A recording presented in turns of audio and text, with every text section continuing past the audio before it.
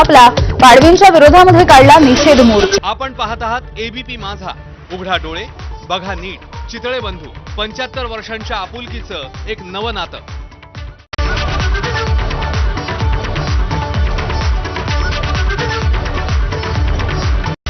Headlines brought to you by Chitale बंधू।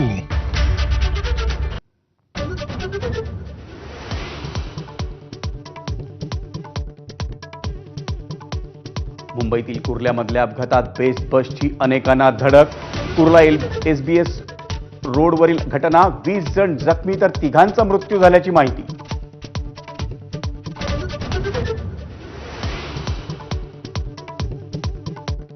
विधानसभा अध्यक्षपदी राहुल नार्वेकरांची बिनविरोध निवड।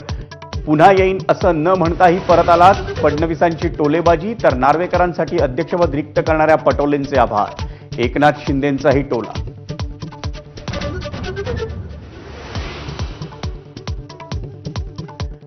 विधान परिषदेच्या सभागृह नेतेपदी एकनाथ शिंदेंची निवड।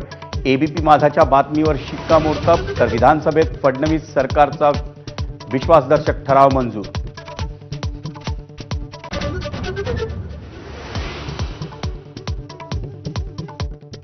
कल्याण डोंबिवलीतील 58 बेकायदेशीर प्रकल्पांवर लवकरच कारवाई होणार। मुंबई हायकोर्टाचे कल्याण डोंबिवली महापालिकेला निर्देश। बेकायदेशीर प्रकल्पांवरील पाणी वीज पुरवठा सुद्धा खंडित होणार।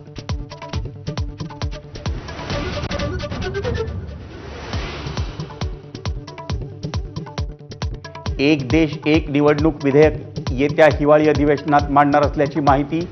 एकमतानं विधेयक मंजुरीसाठी केंद्र सरकारचे प्रयत्न।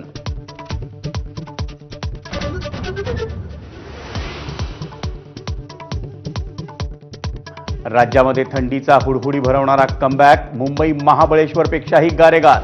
तापमान 13 अंशावर। जळगावात सर्वात कमी 8 अंश तापमान तर नाशिकचा पारा 9 वर।